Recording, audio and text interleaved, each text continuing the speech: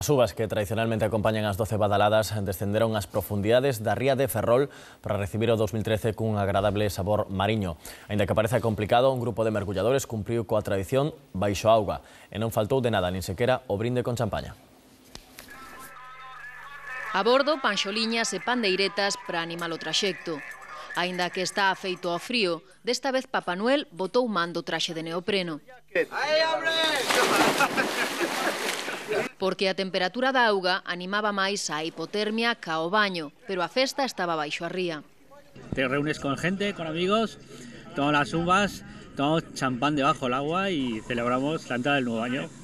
Poucos deron acabado as uvas, que nunca souberon tanto amar, pero todos regaron con champaña esta festa adiantada para recibir o 2013. Unha cosa un pouco atípica, xogas co tema da física, vas a encher a botella boca abaixo, tes que beber, é unha cosa moi simpática. Mi mujer dice que todos tenemos una pedra a los que buceamos, pero bueno, non sei se é verdade ou non, pero a verdade é que somos gente un pouco especial. Hai moita xente abaixo, hai pouca visibilidade, do resto, nada, estamos acostumbrados a estas cousas. Non a tomar as uvas, pero sí a estar baixo a auga.